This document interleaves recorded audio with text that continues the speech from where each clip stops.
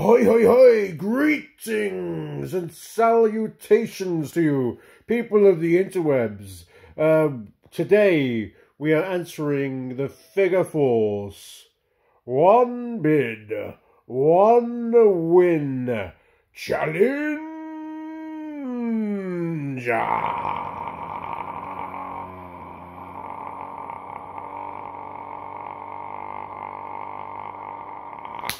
Yes! So yeah. So this is something I bid on eBay with one bid, and I won it from the first bid, the starting bid, the only bid, and was won. Was this part of the challenge? Maybe not.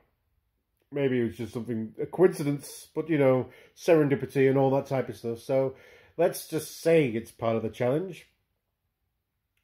And let's just get on with it and show off the item, shall we?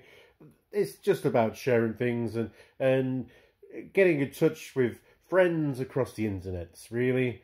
So kind of, we can fudge in between the lines and just say, yeah, this fits. Oh, there's some weird backline banging off the picture. The light's banging off the picture, hitting the backline.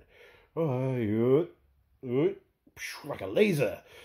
So, yeah, it fits the challenge. One bid, one win.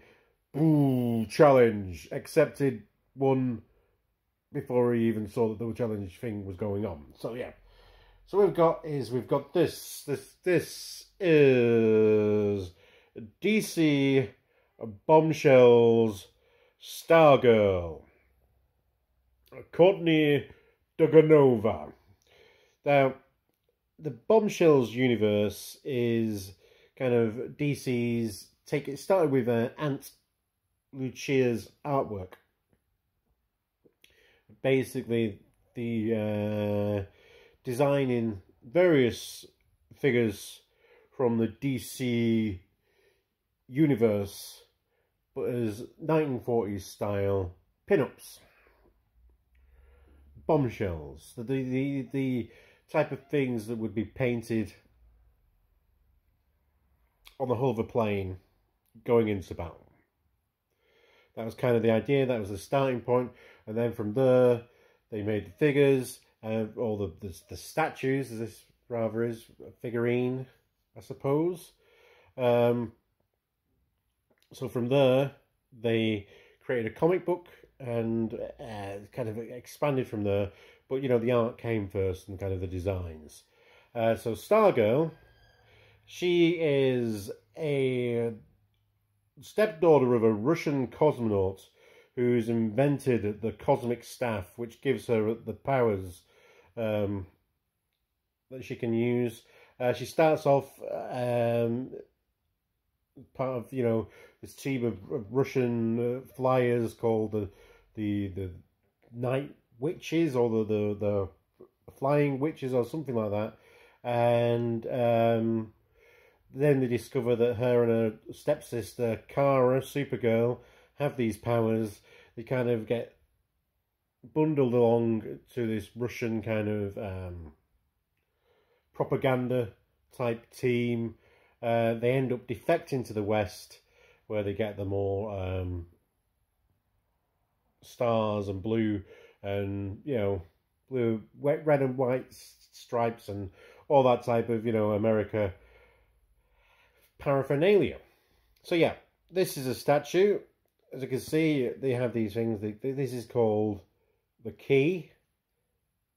All right, and what this goes into, we have a stand over here. There's a big base. You can see it's quite cool in this brushed metal. Quite a heavy, sturdy thing. You've got the authenticity thing here. As you can see, it's 1,693 of 5,200. So it's quite cool to have something that's numbered, and you know, so there's only a certain amount of them in the world. We've got the nice thing here on the base, Stargirl. So I've got the artwork, and then there's a hole there. There's a key here, Key goes into the hole.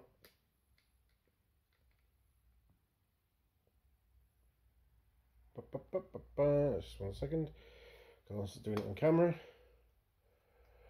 Locks into place, and that kind of holds her up like so.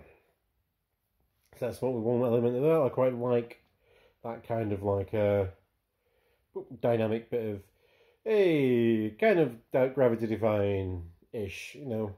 You couldn't really leave an action figure in that kind of pose, so it's nice to have like a figurine in poses that you couldn't, if you bought an action figure, you couldn't really leave them in. Now we're talking about statues. This is no longer referred to as a face sculpt. It's a portrait. It's quite weird at times, depending on the angle. The goggles look a bit weird, but at different angles it looks, you know, especially in more of a 3D space. Whereas if you're looking at it 2D on the camera, that looks a bit, especially with the glare, looks a bit wonky. But I assure you that at different angles, I think from the attend angle at the front, it looks quite cool. So like that. The painting for the tattoos quite cool, come out quite well. There's a bit of bleed on the red and stuff. Some of it's a little bit wonky, but all in all, it's like this cool kind of 1940s chic, risque, sexy 1940s type of thing. So what was risky and 40 for the 1940s is it means that they're actually most of the bombshells have more clothes on than their actual modern counterparts, who are just, you know, running around in whatever else. But because they've kind of like, oh, we're going for the risque kind of 1940s stuff, is actually for 2020s is rather modest. So I quite like that. I quite like this kind of like little suit approach. So yeah, it's a lot of fun statue. She's actually a really cool character if you get into the comic books and stuff like that. So I'm quite glad to have won this for one bid. Right, the one bid was £45. So I know it's a little bit. We're escalating from some of the other videos where people have for £1 or £1.99. But considering that this, you know, the regular price of this is normally about £100. See, it's a bargain, and I was surprised to have won. It was kind of like a, oh, that's actually quite a good price for this. I'll just put a cheeky bid in for that for the starting bid, and I was really surprised that I won. I thought people would have, the price would have escalated as the auction reared to a close, but no, one bid, one win, proper chuffed. So that's my one bid challenge for the Figure Force peoples. If you also won something with one bid and one win, or one win from one bid on eBay's or any other auctioning sites, I suppose, get your videos done or leave comments below, or go visit Zort Rider is the one who started it off. Look at Junkeep Dave, look at Borders Dude, some of the others who've done this challenge. Go give them a watch, give them a like, give them a subscribe if you haven't done so already. And if you haven't given me a like, a comment, and a subscribe, please do.